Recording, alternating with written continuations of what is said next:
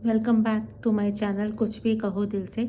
दोस्तों, आजकल सभी लोग शादियों में बहुत खर्च करने लगे हैं, लेकिन उसके बाद भी बच्चों की शादियां चलेंगी या नहीं चलेंगी इसकी कोई गारंटी नहीं है। कई बार तो इतना पैसा खर्च करके 1 महीने के बाद ही बच्चों में नहीं बनती है और बच्चे अलग हो जाते हैं।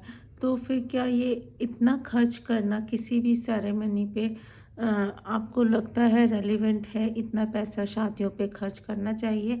शादी चले तो भी क्या इतना पैसा उधार लेके या जो हमारी हैसियत में नहीं है उसके हिसाब से खर्च करना शादियों के लिए ज़रूरी है? आज की डेट में देखा जाए तो मिडिल क्लास के लिए तो अपनी ज़रूरतें पूरी करना भी बहुत मुश्किल हो रहा है। तो उसके बाद इतनी पैसे की शादी करना ज़रूरी मैं नहीं समझती कि ज़रूरी है। आपके पास अगर पैसा है तो आप अपने बच्चों के नाम पे जो है घर दे दीजिए या उनके नाम पे कुछ एफडी कर दीजिए या उनको अपने हिसाब से पैसे दे दीजिए जिसको कि वो आगे यूज़ कर सकें। क्योंकि एक बार जो शादियों में पैसा खर्च हो जाता है वो आपको मिलता नहीं है। वो तो देखिए एक तरह से खर्च हो गया, उसका कुछ नहीं हो सकता। और कई बार तो शादियां 1 महीने तक चलती हैं या 1 साल तक चलती हैं और उसके बाद बच्चे अलग हो जाते हैं। तो शादी में पैसा खर्च करना ये गारंटी नहीं देता है कि आपके बच्चों की शादियां चलेंगी। तो हमें क्या इतना पैसा खर्च करना चाहिए, लोन लेना चाहिए, या जो आजकल इवेंट मैनेजमेंट कंपनियां हैं इवेंट के नाम पे हर इवेंट में आपका इतना खर्च कराते हैं, तो ये आपको रेलिवेंट लगता है? मुझे तो इसका कोई रेलिवेंस नहीं लगता है। जबकि आज की डेट में देखा जाए तो पीछे की जनरेशन से बहुत ज़्यादा खर्चे भी हैं। इतने सेविंग्स भी नहीं है आपके पास। पहले तो फिर भी लोगों के पास ज़मीनें होती थी, गोल्ड होता था। और आप भी देखिए गोल्ड सिल्वर सब इतना महंगा होता जा रहा है कि उसे ख़रीदना हम लोगों की पहुंच से बाहर हो रहा है। पहले तो फिर भी ये था कि चलिए आपके पास पैसा है, आपने उधार पे लिया तो गोल्ड आपने दे दिया, उसको बेच के आपने उधार चुका दिया।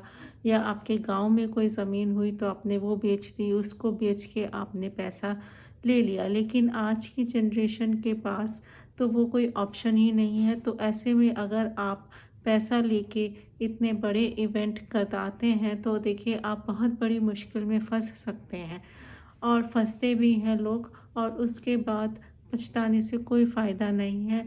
तो मुझे लगता है ये जो आजकल के टाइम में इतनी महंगी महंगी शादियां होने लगी हैं, लोग इतना खर्च करने लगे हैं, वो हमें नहीं करना चाहिए। हमें इसको सही करना चाहिए, हमें चीज़ों को समझना चाहिए कि शादी है क्या। शादी दो लोगों के बीच में एक ऐसा रिलेशन है जिसको कि आप कहते हैं कि आपको ज़िंदगी भर निभाना है।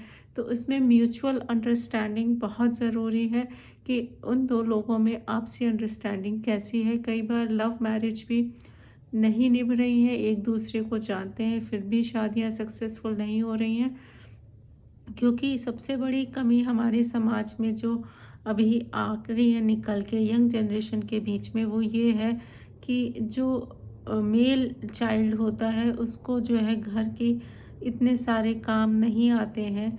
और जब वो जाते हैं अपनी गृहस्थी बनाते हैं शादी के बाद, तो जो वर्किंग वाइफ है उसे लगता है कि अब शादी के बाद जब मैं भी उतना ही काम कर रही हूँ ऑफिस का और मैं भी बच्चे को देख रही हूँ, तो मेरा हस्बैंड थोड़ा सा सपोर्ट करे घर में के कामों में, उसको हेल्प चाहिए होती है। जो कि आप देखिए समझने की ज़रूरत है। जब आप भी जॉब करके आते हैं, आप भी थकते हैं, आपको भी लगता है कि मैं भी रेस्ट करूँ, तो वाइफ को भी आप इंसान समझिए, उसको भी ऐसे ही देखिए कि जैसे आपको हेल्प चाहिए होती है उसे भी हेल्प चाहिए।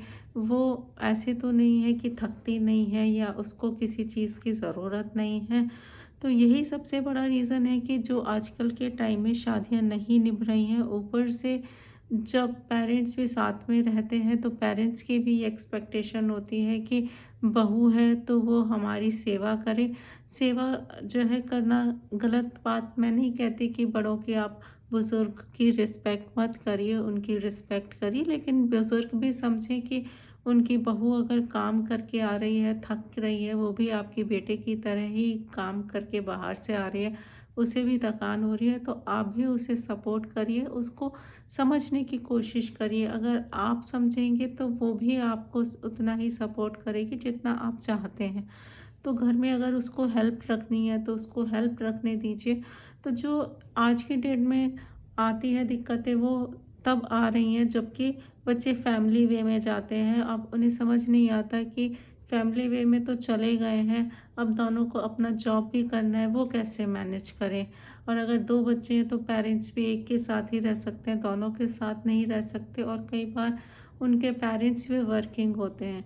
तो अब आप समझिए, ऐसे में अगर 2 लोग आपस में एक दूसरे को सपोर्ट नहीं करेंगे तो शादियां कैसे निभेंगी। अल्टीमेटली फ्रस्ट्रेशन में लड़ाइयाँ होती हैं, बच्चा नेगलेक्ट होता है, बच्चे के ऊपर उस चीज़ का इम्पैक्ट पड़ता है, और एक ब्रोकन फैमिली में आपकी फैमिली कन्वर्ट हो जाती है। तो सबसे बड़ा रीज़न यही है। और पैसे से आप कोई भी रिश्ता ना बना सकते हैं, ना खरीद सकते हैं। आप ये कहें कि अच्छा आपके पास बहुत ज़्यादा पैसा है तो आपकी शादियां निभ जाएंगी, अगर ऐसा होता तो जो सेलिब्रिटीज़ हैं उनकी शादियां कभी नहीं टूटती, लेकिन उनमें भी डिवोर्स होते हैं, आप देखिए।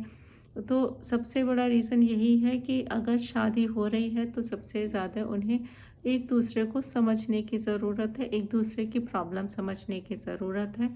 और जो पैसा आजकल आप खर्च कर रहे हैं शादियों का, इससे बेटर है कि आप उसे अपने फ्यूचर को सँवारने में खर्च करें, क्योंकि पैसा कमाना बहुत मुश्किल है। खर्च तो आप 2 दिन में कर देते हैं सेरेमनीज़ में, लेकिन उसके बाद क्या, सोचने वाली बात है। जबकि आप देख रहे हैं आज की डेट में जॉब्स की बहुत दिक्कत हो रही है, पीछे लोगों के पास ये भी नहीं है कि कोई प्रॉपर्टी है जिसको बेच के आप अपना गुजारा कर लेंगे, या आपके पास ऐसा सबके पास नहीं है कि गोल्ड भी रखा है, आपके पास पेरेंटल हाउस भी है कि नहीं भी है तो हम वहाँ पे चले जाएंगे।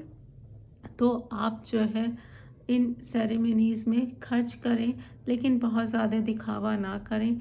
दिखावे के लिए अपने लिए दिक्कत ना खड़ी करें। विवाह का मतलब समझने की ज़रूरत है। विवाह को चलाने के लिए पैसों से, मेरे ख्याल से, या शादियां महंगी महंगी करने से कोई भी शादी नहीं चल पाती है। Thank you. अगर आपको मेरा वीडियो अच्छा लगा हो तो लाइक शेयर कमेंट ज़रूर करें।